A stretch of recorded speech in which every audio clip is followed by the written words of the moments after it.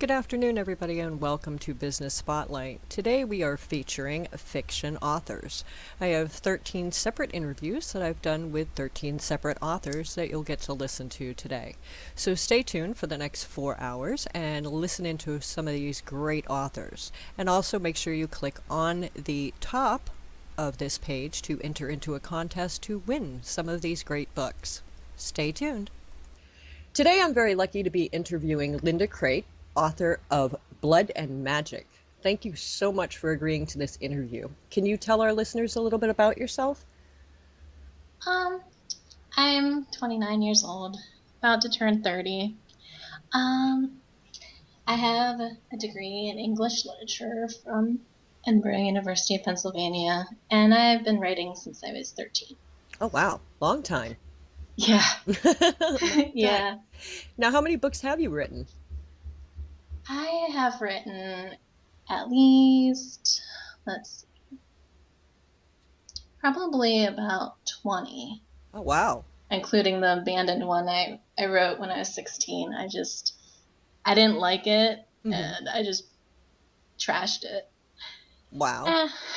Yeah, I think we all do that. Anybody who writes, I've trashed my book repeatedly. That's why it's still not published. So I keep trying, though. Now, did you always see yourself as a writer? Probably not until I was in my teens. When I was a kid, I wanted to be a mermaid, actually. Not a bad thing. I'd like to be a mermaid. I think that'd be pretty cool. I always admired Ariel. Mm-hmm. I wanted that fiery red hair. Yeah, and all the abilities she had too, except for the, Yes. voice thing. I don't think I would miss my voice, I think. It's kind of hard to do Uh, dance and song to, tell everybody what you're trying to say. So, do you do this full time or part time? I would love to do this full time, but unfortunately, I can't pay the bills right now, so I have to work as well. Yeah. I think most writers would love to be able to do it full time, but writers don't really get paid all that much. Everybody thinks, No. oh, you're going to get famous and you're going to make all kinds of money, and not so much. No, I'm hoping one day I might get lucky. Right? So, talking about your book, Blood and Magic, can you give us some insight into like the main character and the storyline? Sure. It's about a girl named Lucille Roddingale. She is a female slayer for a group that identifies themselves as the Council. She's always done her job, and she's never really questioned anything until she starts getting these memories, these little flashbacks, and she can't really remember if they're just a dream or if they're real. Mm-hmm. And as she begins to explore the council and figuring out all the ins and outs, she discovers that she doesn't really like who they are. And the more she pries, the more secrets she finds, she's really, really questioning herself and why she got involved with them in the first place. Hmm. That sounds very interesting. Yep, it's going to be another book on my list. This may sound like a funny question, but why do you write? It started off as something just like I started off with poetry. It was just something to get my feelings off my chest, but now it's more my life. Like I need to write just like everybody needs to breathe. It's just, Mm-hmm. I didn't really choose it in the end. It kind of chose me. I hear that a lot from authors that they have to write just to get it out of their head or drive them insane. My problem is I just have so many ideas. I'm like, how am I going to write these all before I die? Well, that's good though. That means you've got plenty to work with. You'll be putting out Yeah. books for a very long time. Do you ever get writer's block? I do, but it's something that doesn't really affect me too much because once I start to recognize that it's coming, I do things that help me with my creative process, like listening to music or going for a walk, or sometimes even taking a break and watching some anime. Mm-hmm. So Now, do you set up a special time and place to write? I pretty much write before I go to work or after I go to work. I don't have a set time per se. I just write. And when you do write, do you do longhand, computer, typewriter? I used to write by typewriter, but now it's mostly computer and Hmm. sometimes handwritten, but that's mostly just for ideas or character exploration. Hmm. Speaking of that, how much research do you do when you're writing? Well, most of my books I've worked on so far are sword and sorcery, so I pretty much use my knowledge of medieval and Victorian times. I kind of take license there since it's a fantasy universe. But I use that knowledge and I combine it with sometimes myths or sometimes like things from my own imagination. It's surprising what I can come up with sometimes. I'm just sitting there and this idea will hit me and I'm like, oh, why did I even think of that? And then I'm like, oh, that's pretty cool. That'll work into the book somewhere. Yeah. What was the hardest part about writing this book? The hardest part was knowing really when to end the book because there's 7 books in this series. Hmm. So it's like, where do I end it so I can just pick up and start with the next one? Hmm. And the easiest part in writing this book? The characters really spoke to me, so I could start once I got started, it was just easy to keep going. Hmm. I pretty much had an idea of what I wanted, but I kind of let it flow because I don't like to get too many stringent ideas like this has to happen, this has to happen, because that tends to stifle my creativity. Hmm.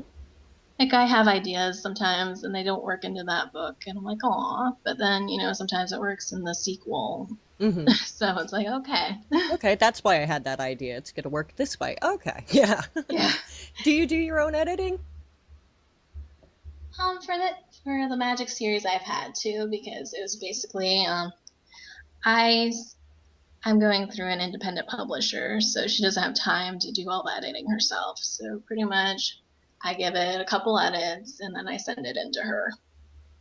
And how did you publish your book and why did you choose to do it that way? I sent it out to a bunch of different publishers, and Ravenswood Publishing's the one that got back to me. So that's why I did it the way I did it. So what do you do to relax? I like to swim. I like to listen to music, watch anime, hang out with friends and family, of course. Hmm. Oh, And what authors have inspired you? a lot of authors have inspired me, but to name a few, Edgar Allan Poe, Emily Dickinson, J.K. Rowling, C.S. Lewis, Tolkien. All very wonderful authors. I love Yes, all of them. Poe is one of my favorites, so yeah. Do you have mine a too. favorite book? Oh, that is such a hard question because I love so many different books. But I was very obsessed with Harry Potter when it came out. My daughter was the same way. She had every book, and it had to be in hardcover, because she got the soft covers to read, but the hard covers to keep. So yeah, I do the same thing with Stephen King. So I think she got that trait from me. It's just so funny though because I usually don't like popular books, so Hmm. I avoid reading it because I'm like, yeah, it's popular. It's probably nothing I'll be interested in. And my best friend was like, no, no, Linda, you have to read this. I was like, I don't know. But then she got the first book for me for my birthday the one year, and I was like, okay, now I have to read it. Right. And I actually loved it. So, And she got you hooked. yep. Now, for your own reading, which form do you prefer, an actual book or digital? Oh, I prefer an actual book. Digital, I just get too distracted. Yeah. I I love just the feel of a book in my hands and the smell of the paper and Oh stuff my like I don't gosh, know, the it's just smell is weird. Yeah. wonderful. Now, are you working on anything specific right now? I am. I'm not sure if it's going to be a one shot or a series, but I'm working on a story about a moon girl right now whose parents have forgotten her because of um, a curse that a wicked witch had put on them, and she has to find a way to get them to remember her. Ooh, So that sounds interesting too. Another book to add to the list. Do you have any advice for aspiring writers? Just keep going. I mean, it's really hard sometimes. I got 19 rejections in one day. That was really hard, but you just got to keep pushing through and believe in yourself and believe in your dream more than you believe the criticism, because you're always going to have somebody who's like, oh, that's stupid, or I don't like that. I've gotten a few reviews that made me cry, but it's like you just gotta keep on keeping on. And that's great advice too, because it's not that easy to become a published writer in this world. So you have way more critics than you do have people who are going to cheer you on. Yes. Where can our listeners find your books to check them out and purchase them? They're available on Amazon, Barnes and Nobles, Kobo, Google Play, Smashwords. It's a bunch of various different sites, but it is online, so you have to publish from the website. Hmm. That's wonderful. Oh, I'm so glad I got a chance to talk with you, Linda, and I want to thank you again for coming on here and letting us get a glimpse into your world. Well, thank you for allowing me this opportunity. I really enjoyed it. Yes, I try to keep it as, comfortable as possible. Just a couple of people chatting. It was nice. Well, thank you. And everybody stay tuned. There'll be much more coming up. Since 2014, the Pagan Business Network has been building resources by bringing together pagan-owned and pagan-friendly businesses. With multiple resources available, it doesn't matter if you're an artisan, musician, vendor, author, publishing company, blogger, podcaster, event planner, or any other organization. We have the resources here to help you succeed. Becoming a member is easy and affordable, even for the smallest of budgets. With your membership, you will get Business Spotlight, which is an article written in an interview style, complete with details and photos. Social media sharing through the Pagan Business Network. A blog roll. A membership card for discounts at participating businesses. You'll also get discounts on tickets to all Pagan Business Network events, and so much more. You can check us out at paganbusinessnetwork.com for more information. Today I'm very lucky to be interviewing M.R. Sellars, the author of the Rowan Gant series. Mr. Sellars, thank you so much for agreeing to do this interview. Can you tell our listeners a little bit about yourself? Oh, I'm just your average guy who likes to brew beer and split wood and hang out with my wife and daughter, and I occasionally have these terrible nightmares, and I put them down on paper, and people pay for them. Hey, you can't beat that, right? Absolutely. How many books have you written in all? Oh, let me see that I admit to. There are currently 11 books out, 11 novels that Mhm. I've written, 10 in the Rowan Gant investigation series, one in the Constance Mandalay series, and I've got a couple of short stories and novelette length stories in some anthologies. And then there's a bunch of other writing that I like to, just pretend I didn't do. Don't we all? Um, did you always see yourself as being a writer? Oh, oddly enough, I started writing about the time I could fit a crayon in my fist.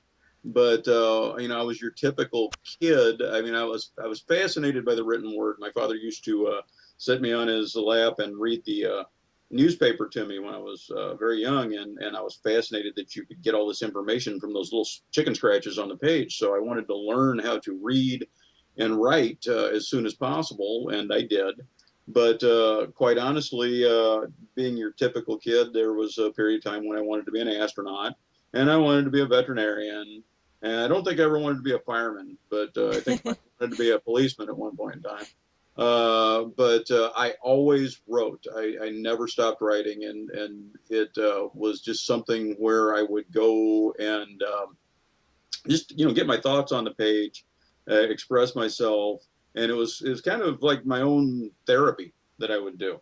And I ended up throughout high school. I was fortunate enough to be accepted into journalism class with just a world class journalism teacher. And we had a great program there with a radio station and newspaper and everything. And that just enhanced my love of writing. And I majored in journalism, and ended up figuring that what I would do is eventually become a reporter and get dropped off in some war zone, and win, take pictures and write stories and win 2 Pulitzer Prizes, come home, settle down with the love of my life, have 2.3 children, white picket fence, couple of dogs, and then I'd write novels.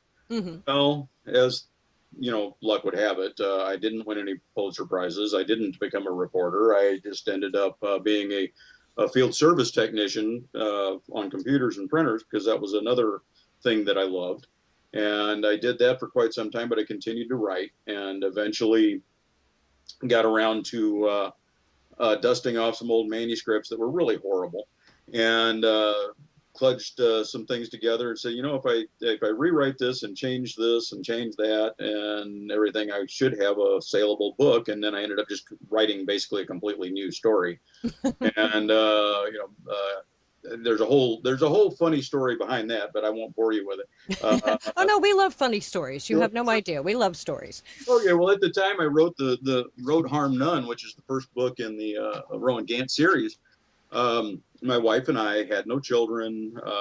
We were, dual income, no kids, young and stupid, and we'd, go to our jobs. And on Friday night when we get off work, we'd come home, get cleaned up, and go out and party, and go to dinner, and go see movies, and go to parties at friends' houses and stuff. And we'd do that all the way up until sometimes Sunday afternoon, Mm-hmm. and then we'd crash and get up and do it all over again.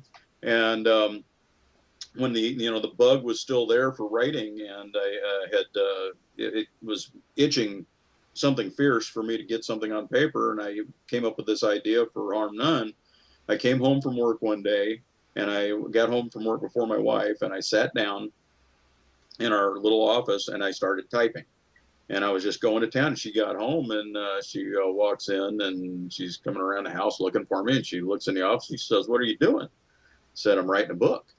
And she says, "Really?" And I say, "Yeah." She says, so we're not going out to dinner and stuff tonight?" And I said, "Nope." And so she wandered off and, did her own thing around the house or whatever. And she later confided in me that she figured that this was just like any project that I'd gotten into, and that at some point in time, 2 weeks down the road, I'd abandon it, and it'd go unfinished, just like painting whatever or something like that. And that we'd be back to our old routine. And instead, 6 months later, I had a manuscript on my hands, and I was rewriting it and shopping for agents. Oh, you can't beat that. No. No, definitely. Now, do you do this as a full-time or a part-time thing now? Now I do it as a full-time thing. Well, I guess full-time. I mean, there's really, my full-time job is taking care of the household and homeschooling our daughter and things like that. But it's it is my job. It's my day job. When I started writing, my first 5 novels were written while I still had a 60-hour-a-week technician job. And whenever I would get a gig and need to go to a festival or a convention or bookstores or something like that, Mm-hmm. I would have to use my vacation time. And then once my vacation time was used up, I'd be using my sick time, and then I'd be actually taking comp time if I had it, or just taking days off without pay in order Mm-hmm. to go to some of these events. Unfortunately, my boss was pretty understanding about that at the time. But it was, back in those were the days when, if I had a gig like in Tennessee or something, I live in St. Louis. If I had a gig in Tennessee, we'd get off work on Friday, and my wife and I would load the daughter up in the car, and we'd throw some bags in there, and we'd drive all night or whatever to get to where I was going. It's almost like being a roadie in a band. Exactly. And in fact, I believe it was the fourth book in the series, The Law of Three, was actually written almost exclusively on the road. Oh, Uh, wow. my wife had a old Honda Odyssey van, and we'd pile in that, and sometimes a friend had come along or whatever, and they'd share the driving, because sometimes we'd have to go, several hundred miles. And I would sit in the back with our daughter and my laptop, and I'd write while on the road. So I did a lot of writing like that. Wow. Now, talking about the series, the Rowan Grant series, can you give a little insight into the main character and what the themes of the books are? The main character, Rowan Gant, is your average, everyday computer consultant, has his own company. He's married to a gorgeous, redheaded Irish American woman named Felicity. And she's sort of patterned after my wife, although my wife's not Irish American, but she's a beautiful redhead. And when we first meet Rowan, he's getting ready to meet up with his best friend, who is a homicide detective for the St. Louis Metropolitan Police Department. As it happens, my best friend and best man at my wedding and everything is a cop in the St. Louis Metropolitan Police Department. So Well, that made research a little easier. it made it a lot easier.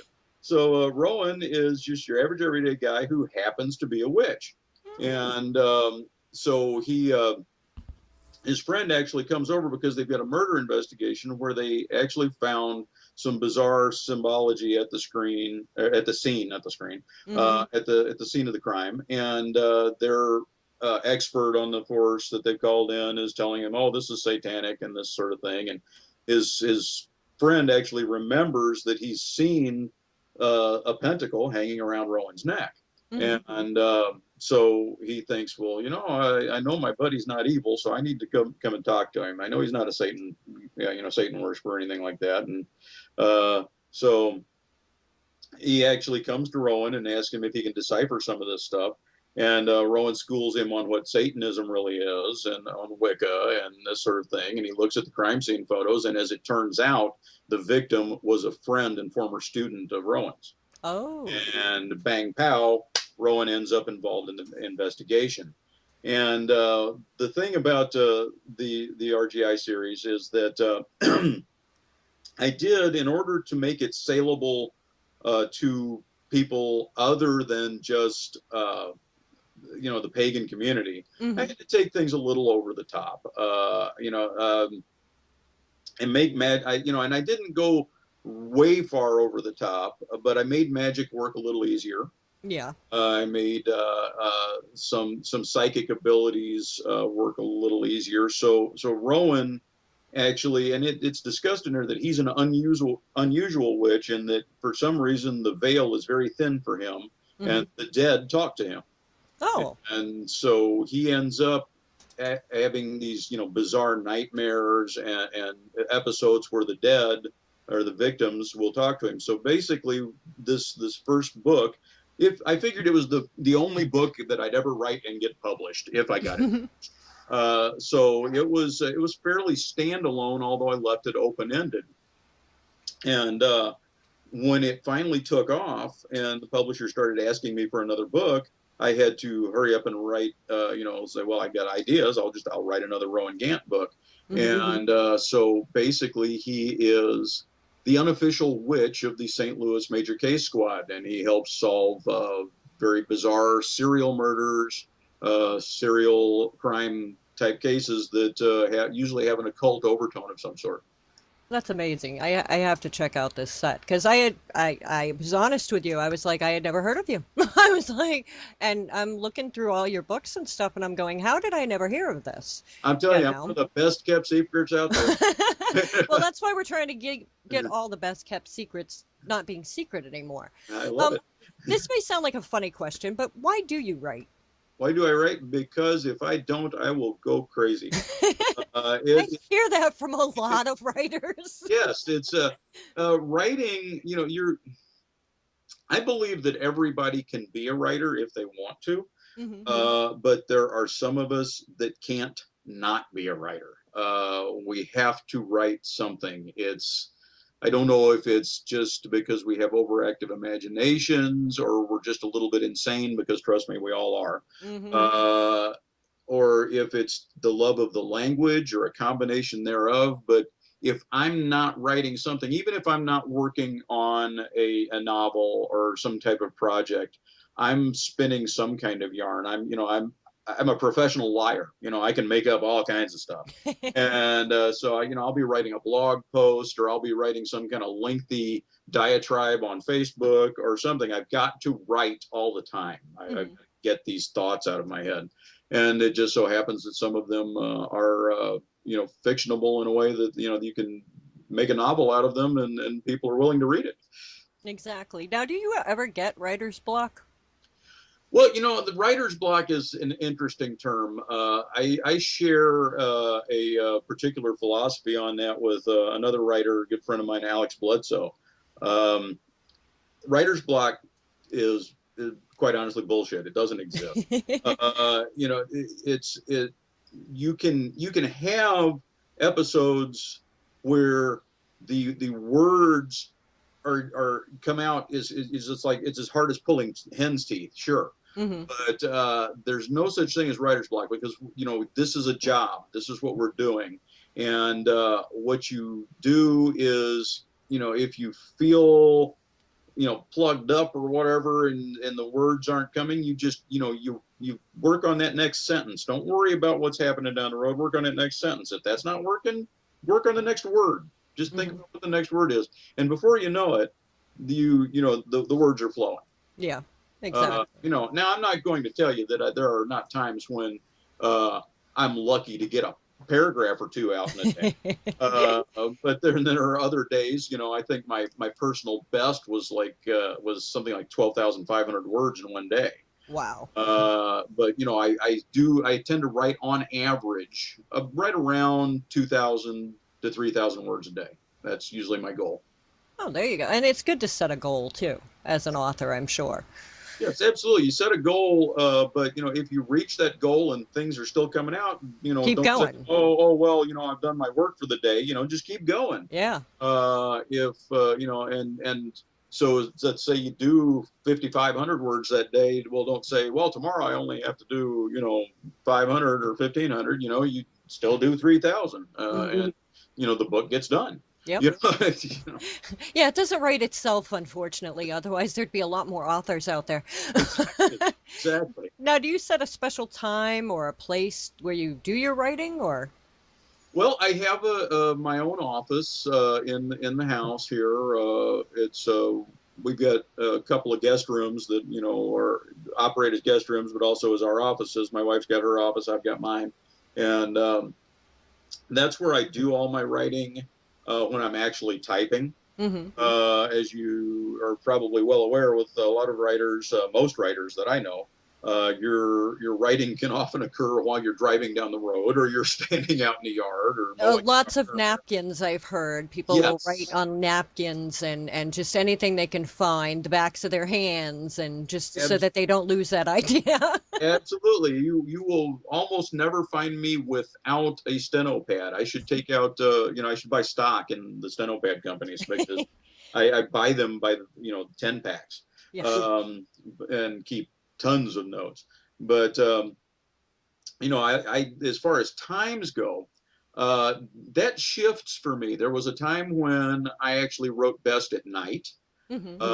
Now I have a tendency to do my best writing in the afternoon. So I'll get a lot of household chores done around, after I get my wife off to work. She still works outside the home, and I'll get her off to work, and she'll, the kids, doing her studies are still asleep, because when you homeschool, they have weird schedules. Hmm. And so I'll get the household chores done, and then I'll come in here, in my office. I'll sit down with a cup of coffee, open up my document, and go over what I'd written the previous day, and then I just take off from there. And usually write anywhere from, say, 11 a.m. noonish till about 4 in the afternoon. Yeah. If I'm on a roll, my wife will come home and dinner's not on the table, and she'll come up here and look for me, and she'll peek in, and she'll see that I'm writing, and she'll go find something else to eat. Yeah, it happens, you have to roll with it. Absolutely, and she is incredibly understanding. Well, that's good. That's good. It's always helpful when you have family members that are supportive too. Absolutely. Now, how much research do you do when you do your writing? Research is my downfall, and I say it's my downfall because I love research. I Mm-hmm. adore research, and that might be a throwback to the journalism days. But I love to research things. I'm fascinated by that. And what I will do is, if I need to know something, first I'll start off. If I have an idea for a novel, I'll kind of jot down a few notes. Mm-hmm. But I'm a seat of your pants kind of author. I write it as I go. I let the story develop. I don't outline it. Yes. I have what I call the murder board, since I write murder mysteries. Mm-hmm. Up on It's a whiteboard up on my wall, and I have my dry erase markers, and I'll make notes all over that. And I'll as I'm going along, if I need to plot some things out for a couple of chapters ahead, I'll do that there. But before I get started, I'll sit down and research those things that I think I need to know. Uh, for instance, there's a 3-book arc in the Orowan Gant series that really centered largely on voodoo and hoodoo. Ooh. And so I had to do an enormous amount of research on that because that wasn't my specialty. I mean, I knew a little bit about it, but I had to do some in-depth research. It also dealt with genetics and dealing with identifying someone from DNA evidence. Ah. And so I had to do an enormous amount of research into that. But I will research something and I'll get all my notes and I'll put them in a 3-ring binder, and so that I can reference them as I'm writing.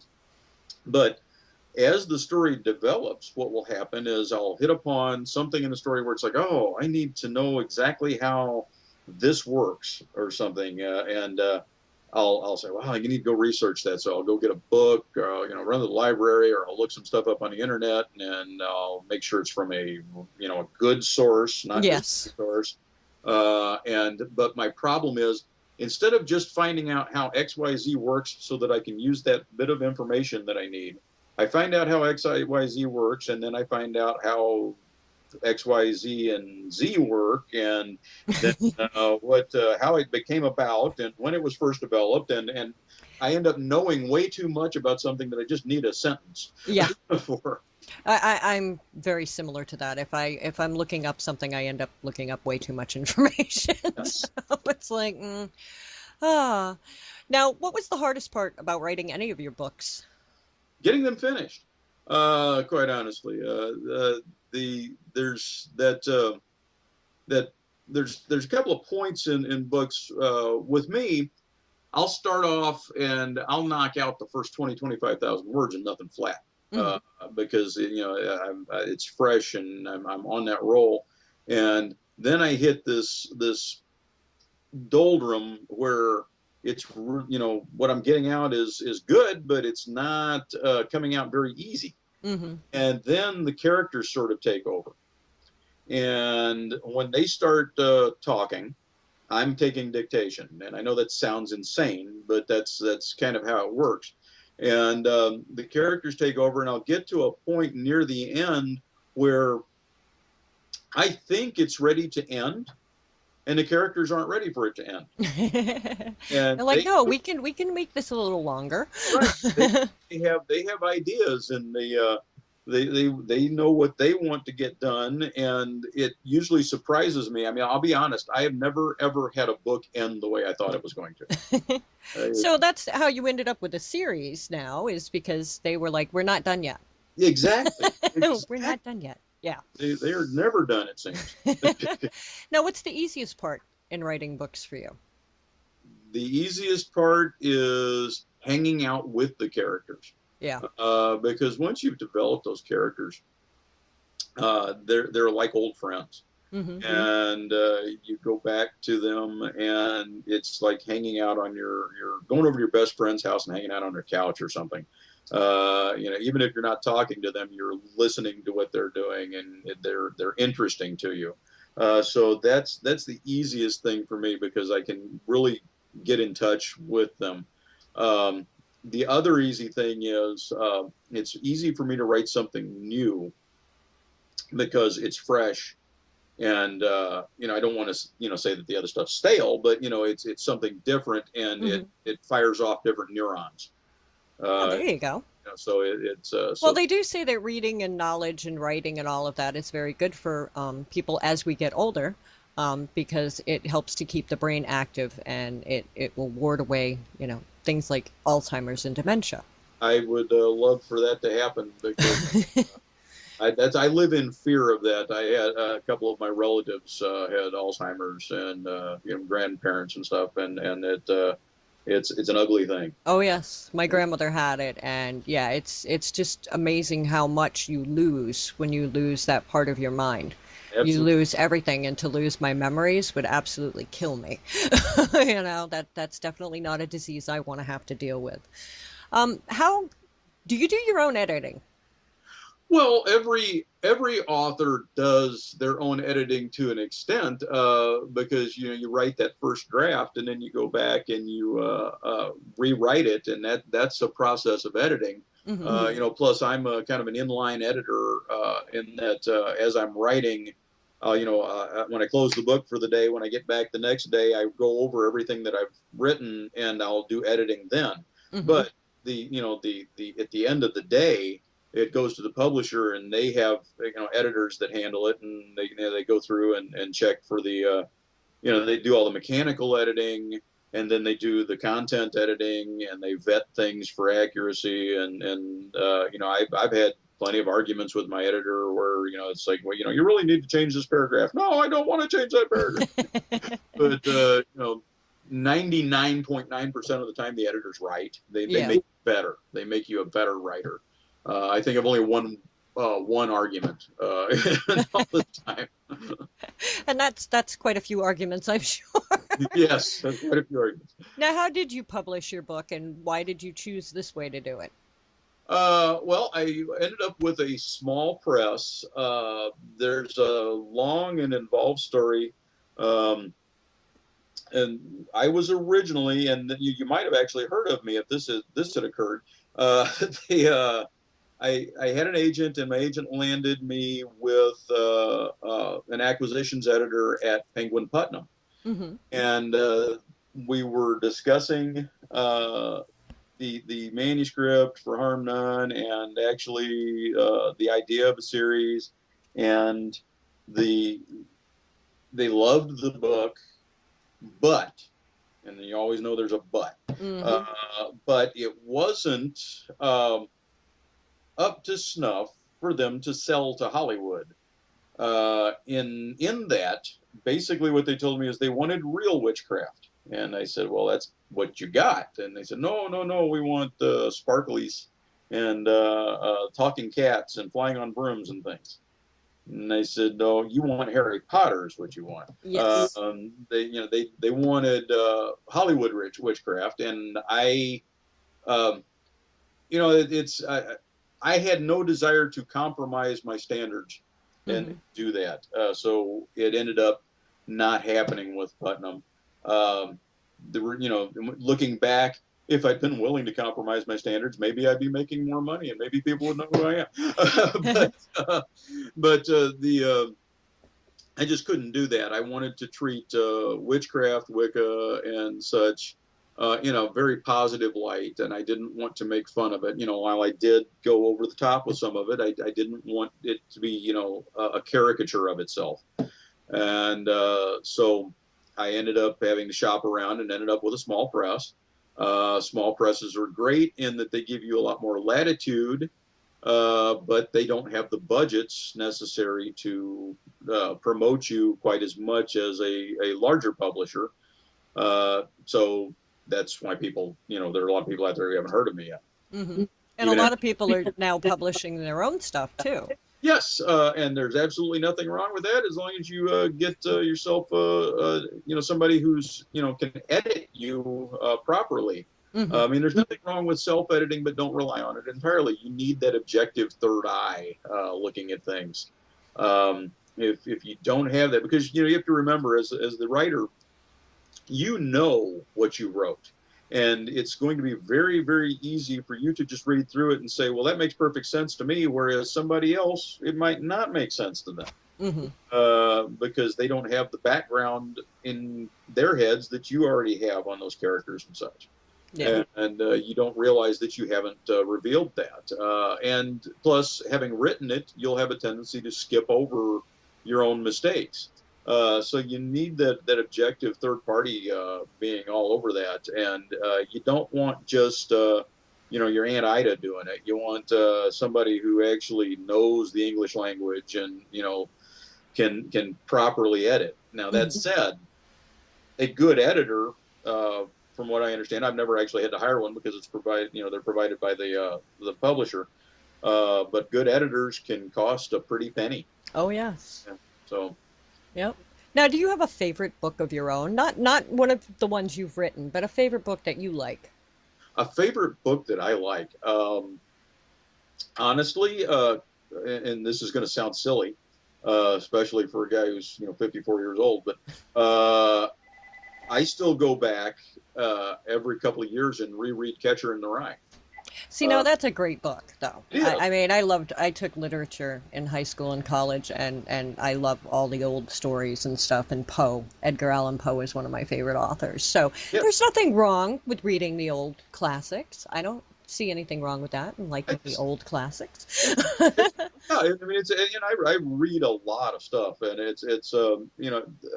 uh, Catcher in the Rye is really it's a coming of age story, Hmm. and I read it years and years and years ago when I was very young, and it meant it has I've learned something different from it each time. Hmm. It's a different story each time for me as I've aged and had more life experience and such.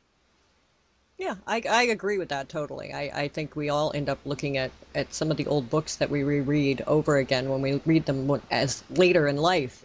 They do mean totally different things to us at that time, which is really neat. Are you working on anything specific right now? I am finishing up the next book in the Constance Mandalay series. It's behind schedule. Um, I've got some edits to do on it and some rewrites to do, but it's supposed to come out later this year. I don't have an exact release date yet, but it should be out later this year.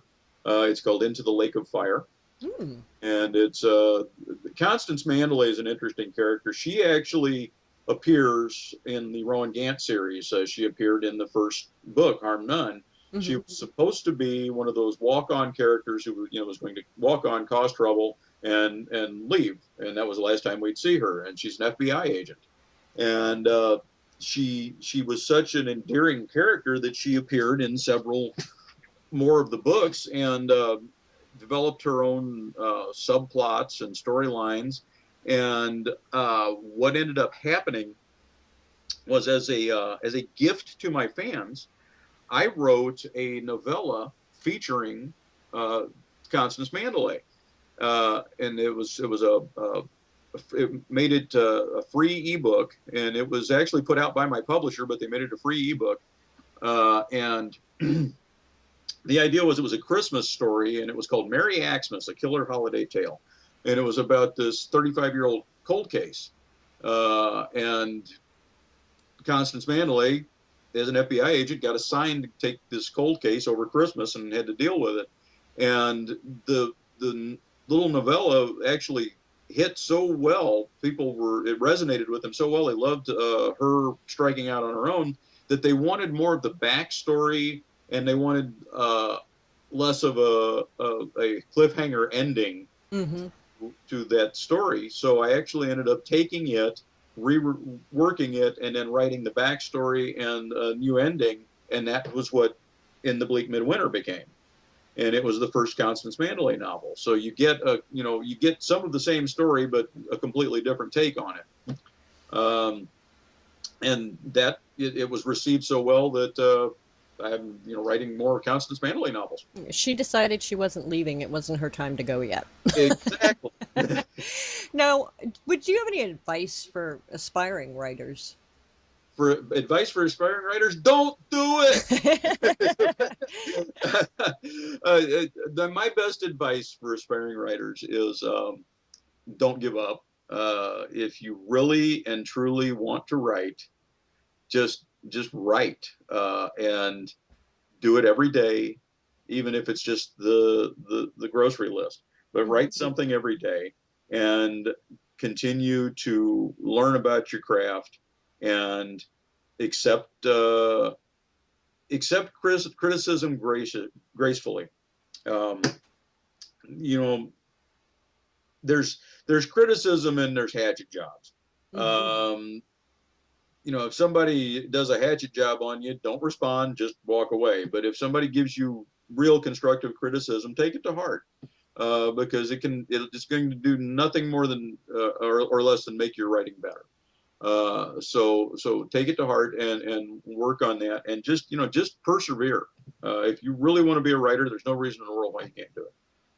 Well, that's very nice. Now, where can our listeners find your books to, check them out and purchase them? They're in many libraries, many bookstores. I'm kind of catch as catch can in bookstores because a lot of independents carry me and some of the chain stores carry me, but it really depends on where. I've walked into, when I'm on tour, I've walked into bookstores in cities where I'm several hundred miles away from home and I've never been to this bookstore before, and I walk in and there I am on an end cap. And I can go into a bookstore here in St. Louis and they say, "You're nowhere to be found." Who are you? But you can absolutely positively get all of my books from, of course, if you can't get them from a local independent bookseller, which I would prefer, because I'm all about supporting indie booksellers. But if you can't do that, you can certainly get them from Amazon or Barnes and Noble online. They're available as ebooks in Kindle and Nook format. They are available paperback, hardcover. They're the first Rowan Gant book and In the Bleak Midwinter, the first Constance Manley, are both available as audiobooks currently. Nice. And the actor who did the Hum Nun audiobook is going to be working on doing the rest of the series as audiobooks as well. Oh, that's amazing. That is amazing. Well, I want to thank you so much, Mr. Sellars, for coming on here and letting us get a glimpse into your world. Thank you very much for having me. I really enjoyed it. And stay tuned, everyone. We'll be right back. Welcome to PBN Radio, a division of the Pagan Business Network. We are a community of pagan and pagan-friendly businesses developing resources together through collaboration and cooperation. From the well-established to the aspiring business owner, we offer many ways to grow and improve your business. Come and see what PBN can offer you. Connect with us at paganbusinessnetwork.com or on Facebook by searching for Pagan Business Network. Listen to PBN Radio 24 hours a day to hear everything you've been missing. Your favorite pagan music, shows by some of your favorite pagan radio hosts, and interviews with pagans from a diverse array of paths. We love to showcase authors, musicians, businesses, and much more. Listen for meditations, horoscopes, and news from around the world community. You can find our scheduled programming and future events at pbnradio.us. Once again, welcome to PBN Radio, a division of the Pagan Business Network.